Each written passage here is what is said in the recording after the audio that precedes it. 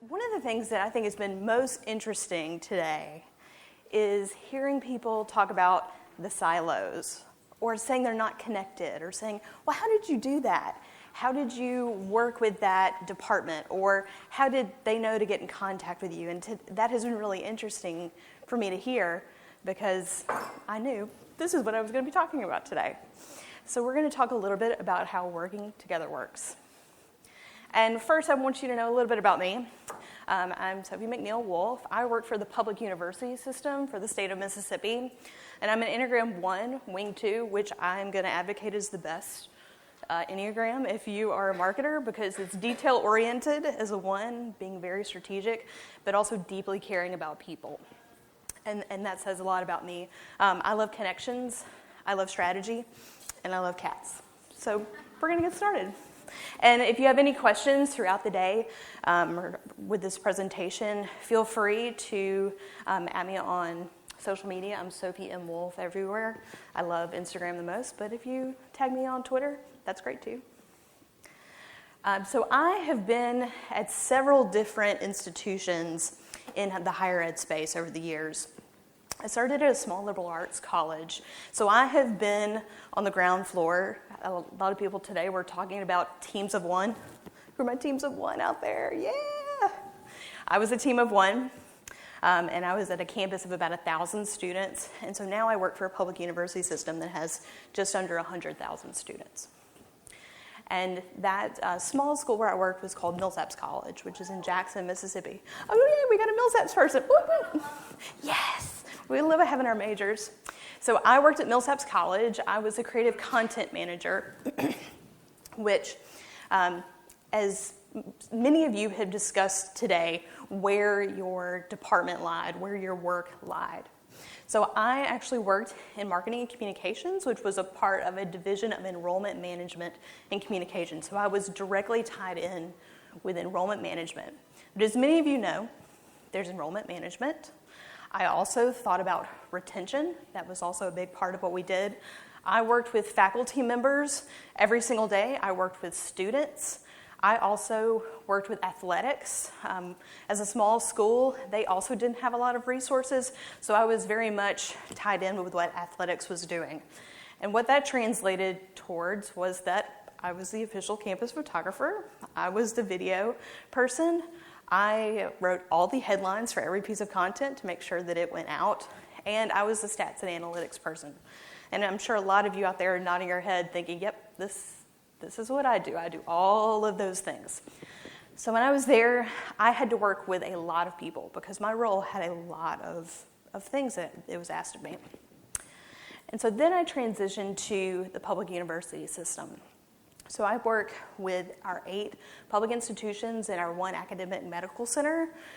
We work with all of the communication offices across the state and make sure that we're aligned when it comes to our legislative ask. When it comes to system initiatives, we have programs such as Complete to Compete, which is trying to get adults to complete their bachelor's that maybe they're only a few credits shy of. So I work within the system to support all of these folks at these communication offices. But the thing is, this has put me in a really great spot to also work with other government agencies. So I do a lot of connecting and advising on that as well. And so one of the things that was interesting, even in a conversation I was having a couple weeks ago, I had someone who was really frustrated because they took photos at all of these workforce development trainings, all these conferences, and they would say, I put them on Flickr, and they're really great. They're high res, and I wish people would download and use them. But I think I only have like 12 views on this album. And the first question that I asked was, do you send them to the communications office and let them know that they can download them? And if you could put them out in one day, if you could turn them around quickly, could you do that to make sure that they're used? And that's the look I got. You know, that blew his mind that he hadn't thought, I should be connecting with the communication office. But it took that simple thought and question to say, hey, maybe you need to make this connection. I'm happy to help make those connections for you and tell you how we're doing it on our side. And I think that's a lot with a lot of people. It's just getting that nudge in the right direction and saying, hey, we need to connect. Because I think a lot of times It's unintentional that people are not connecting. And so this was going to be the alternate title of my talk is, I don't know who needs to hear this, but we're gonna do a lot of talking of things that may seem simple, they may seem obvious, but this is just going to be a refresher of maybe some things that maybe you've forgotten about or maybe you need a reminder about when it comes to working with others. And we're going to bust some myths. I work with a lot of communications professionals, and I got to be honest, we have some excuses that maybe we need to talk about. And so the first one is that everybody knows how to get in touch with us. And I got to tell you, people don't know. And it may be really hard. There may be obstacles in the way. I don't know about you, but I've worked in institutions where you had to fill out a form to initiate any kind of work or initiate any kind of conversation with the communication office. And that's hard. That's hard for our partners, any of our constituents on our campuses to work with us. Because a form, sometimes they have questions and they feel like we're shutting them off. So it's not necessarily easy to get in touch with us. And we don't always, we don't need to assume that everyone knows how to get in touch with us. Maybe it is the form. You want everybody to go through the form. Maybe your boss has said you have to use the form, but honestly, you want an email. These folks need to know how to get in touch with you. And also here in this same conversation, the collaboration is too much work. But that's something that I have seen quite the opposite happen in my own work. I have a couple of people that I have coffee with, a 30-minute coffee once a month, just to keep in touch with them, kind of say, hey, what's going on? What are the programs you're working on? And those actually save me time from having to scroll on Facebook and just trying to figure out what everybody's got going on. I have these strategic coffees and these meetings once a month just to stay on top. I also have a couple of divisional meetings that when I was at Millsaps that I would make sure that I always went to every single month. Student life, for example, they would have this agenda packet that was 17 pages long of everything every department was doing.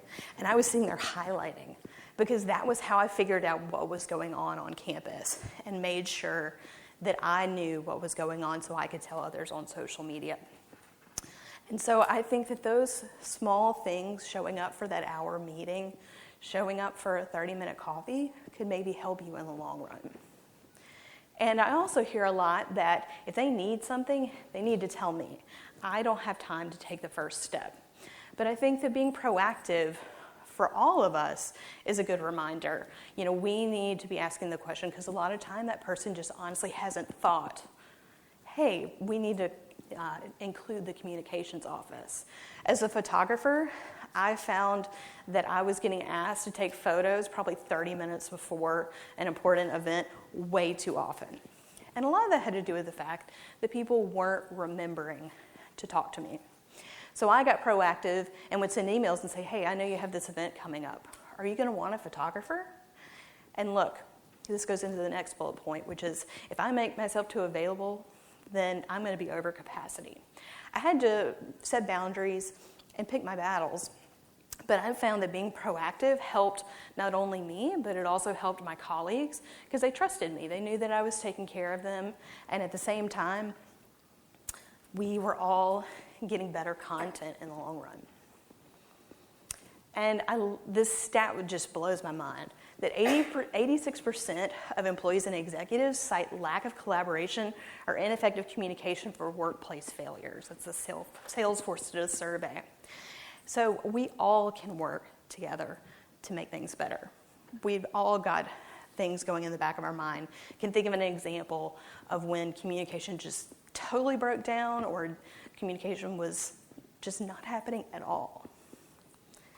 And I found that I was saying to myself way too often, if a tree falls in a forest, who hears it? I was having to say to faculty members, you know, in the last session we were talking about how to work with researchers and faculty. And I found that they had really awesome things going on that they thought people knew about, but no one knew. And I would have to say, hey, you're going to have to let people know what's going on if you want that broader reach. You have to tell us what's going on. And so we had to think creatively about how could we motivate their behavior so that they would want to involve us in the process. And I am in love with this theory. It's called the Johari window, which is a behavioral theory that says that every single one of us, with each other and our colleagues, have a window to each other. And quite honestly, most of the time, the hidden and the blind spot and the unknown are larger than open. And the more that we can tell and reveal to others, the more that we can make our window open. And we can do that through telling people what's going on, including them in a conversation, asking questions, but then also letting the same happen of others to us. Have them ask questions and have them tell things to us. And this is not necessarily even just on a business level, on a personal level, getting to know people so they feel more comfortable with you so that they will share more with you. I have a friend who is a therapist, and she posted this, and I told her, I said, I'm actually going to talk about this at a conference, and I'm so glad you posted this, because this is another way that a lot of people talk about this idea. And it's that we're all here, we're all at a conference, and we know that there are things that we likely want to change about our work. And as we go through this conference, we're going to figure out some things that we can do to change it. We're going to accept the responsibility, and we are going to release the shame and blame. We're going to channel our Brene Brown. We're going to shed the shame and blame that we can't change what happened in the past. We can work forward, and we can find some ways to work together. And by being open and curious, we can find a place where we feel safe and we feel joy. And I had the privilege of being at a talk with Elizabeth Gilbert not too long ago. I don't know if any of you recognize her name from Eat, Pray, Love or Big Magic. So she has this idea of creativity in the brain, which is that we at heart have a reptile brain, which is this teeny tiny little part of our brain that is all about self-preservation. It's the one that says we need to sleep and eat and nothing else. And anything else that comes in that way, we've got to say no to it. But wrapped around that is our creative or our angel brain, which says we have empathy and that we can create community and says yes. And so I encourage you to put on that creative brain as we think about this, because we all have the right to be curious and we all have the right to be open to others, but our structures and our systems have taught us differently. So we're going to start talking a little bit about what are some ways that we can work together. So I know a good portion of you here are probably with a unit or something smaller within a university, a department within a university. And of course, we have our main comms teams. So if you're with a unit, I encourage you to meet with your main comms team in person and get to know them better. Shoot them an email and say, hey, I've got some projects. Can we talk? I'd love to tell you what we have going on. And also figure out how they like to receive info. Start figuring out some steps so that you guys can work more closely together. I know that every time that I have a communications person come into a role, I like to get with them and kind of give them a rundown of what's happening, what's going on campus, what are the key messages we're doing, and they will appreciate the fact that you spend the time to reach out and start bringing them into the fold. And also, I highly recommend all of you that work with a unit to send a heads up to your main comms office before something interesting happens. That's one of the biggest ways that you can start to build that connection, is to give them a heads up. And if you're with an institution, we can also start building that trust with the units and create pipelines for content.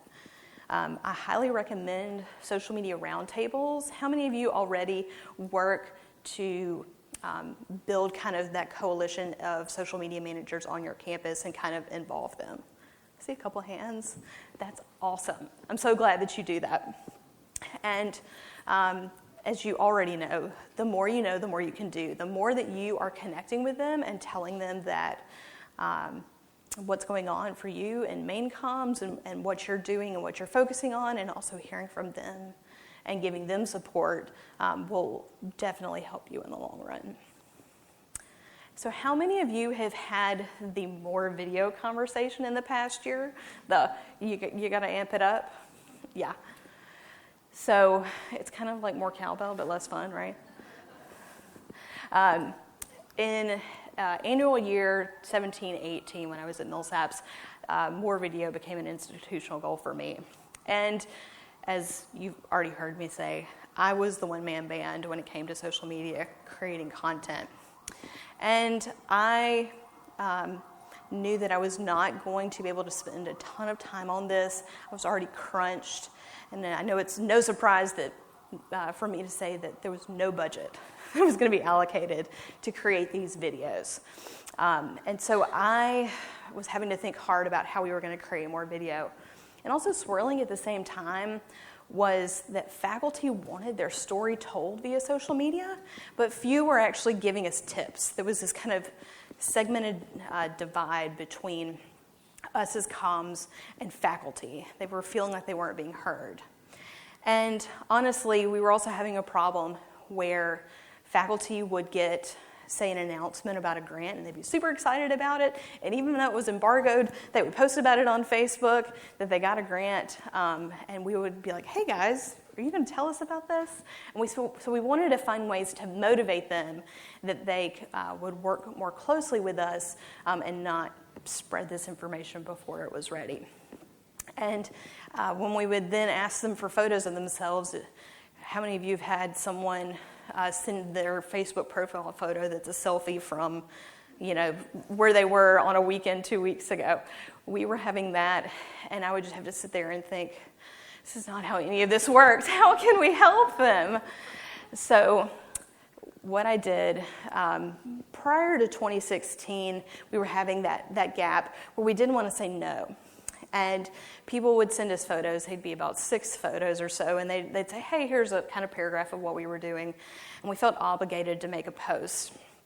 And honestly, it was really interesting work, but it was in a gap between having enough content for a long-form story and having something that was kind of a short, quick social media post. And I knew we could do better.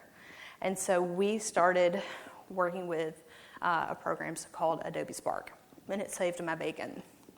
And so the strategy that we came up with is, we were going to build trust and collaboration with these faculty members. We would be transparent that all of these submissions, we may not use them all. We were going to pick and choose the ones that were the best.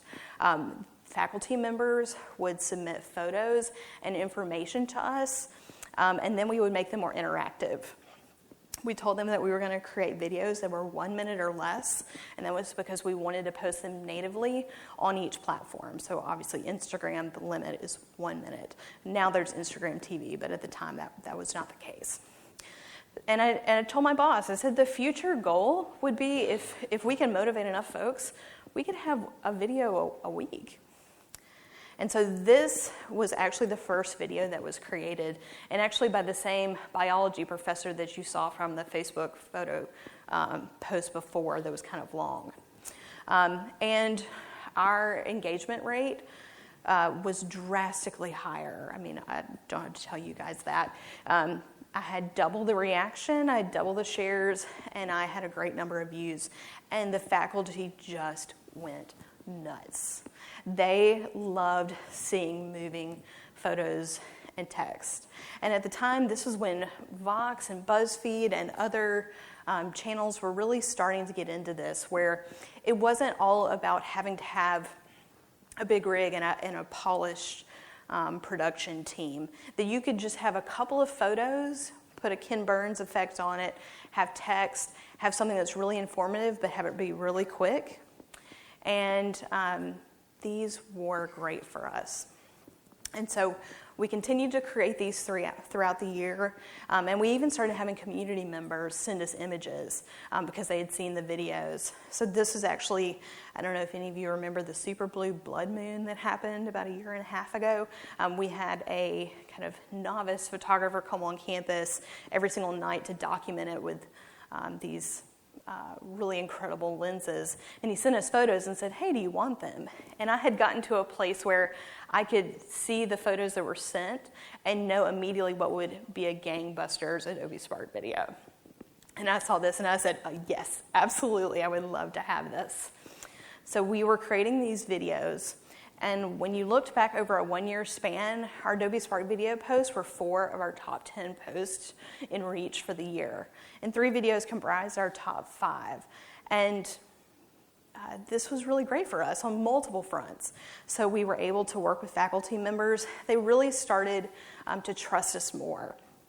And they started to send us any kind of tip. And it was great because they might send it thinking that it was going to be an Adobe Spark post, but we could then funnel those into tips for the magazine. We could funnel those into tips for longer content stories. So it was a great way to get faculty more engaged with what we were doing in the communications department. Again, these are the 3 videos that did well. So these were really, really great for us as a way to create some of that connection between faculty members and the comms. Facebook events were also a way that we were able to really foster connections. We had tons of people on campus that wanted their events talked about by the communications office, and we were overwhelmed. There were just too many. And at the same time, this was around January of 2018, you'll remember that Facebook changed the algorithm, and they said, we are going to start weighting content to be more towards people as opposed to businesses. We are going to, at the time they said, anything that has a date or a time in it may not perform as well.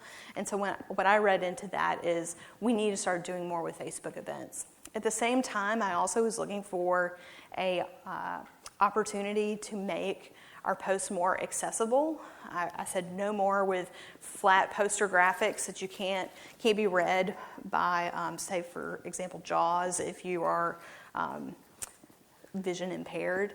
I wanted a way that they could be read, events could be read on Facebook. So we decided to start creating Facebook events for public invited events, not every student event that happened on campus, but our important arts and lectures series and other lectures we started creating on Facebook. And every time that I created it, if a faculty member asked me to post a Facebook event or wanted a Facebook event, I would create it, and then I would send them a link and say, you have to invite people. You couldn't just leave it hanging there. And I told them, if we're going to do this for you, you need to also put in some work to help spread the message. And so that actually worked really well for us because they saw the university actually caring about them and what they had going on.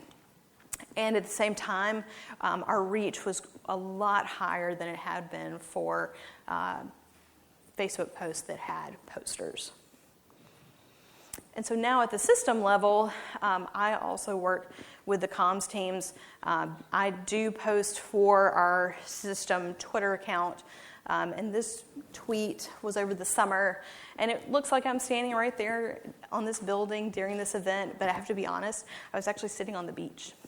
I had people at the public affairs office there send these to me, and because I had such a good working relationship with them and they knew that I was going to be out of town, they sent me 2 photos and said, hey, if you want to use these, feel free. Well, of course, I'm going to support them and do this post. It happened to be a photo of our commissioner, and I made this post while I was out of town on vacation. I used their hashtags, I tagged them and the relevant folks, so that also gave them another piece of content to share about this big expansion that they were announcing. This is very important. I think the systems, some of you may have systems that you work with. I highly recommend that you also think about sending stuff up to them so that they can also talk about you as well. Here's a couple ways that we can talk about connecting. If you have a post or a web story that talks about a department or a professor, send them a link. A lot of our professors are not on social media. They're not going to see it if we do a Facebook post. So sending them a link that says, hey, we just did a post about you. Here's where you can send people to share or comment on it will be great for them. And they also realize that you're thinking about them. They'll appreciate the heads up. And I see this far too often, that if you aren't tagging departments or schools or organizations in social content, you're missing out. I see a lot of times that people will do posts, but they don't tag another school, or maybe they're working with a nonprofit organization. I see far too often that people are not actually tagging those organizations who do have social channels in their posts. And if you leave that social out of social media as a news silo, we have to think about ways to engage.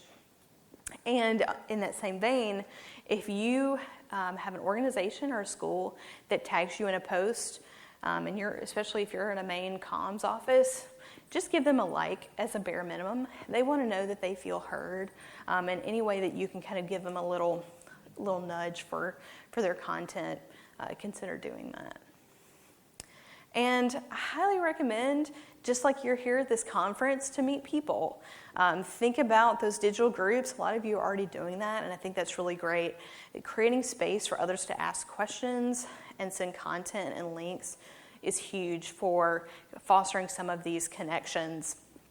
I have a group that I have for my all the social media managers at all of the universities, and that has been great. I came in March, and that was one of the first things I said that I wanted to do when I came to the system, because I knew that those folks needed support, just in the same way that you may be supporting those at your university level. And maybe you offer a lunch and learn or a webinar, because these people across your campus also need support and advice as well. I know that I attended at the University of Mississippi, where Webb was earlier. He's in my social media group. They had a whole campus-wide, all of the communication officers across the campus. They had a one-day summit where everybody got together. They had lightning round sessions, and they had longer keynote panels where all folks from all walks of life across campus that work in communication like roles could tell what they had been doing across campus, and they also were able to gather knowledge. So that may be an opportunity for you to integrate your marketing communications across your campus. And you guys need support too. Cassandra was up here earlier. She has this higher ed social media group. I hope all of you go get on your phone and ask to be a part of that group. It's on Facebook. If you search #HigherEdSocial.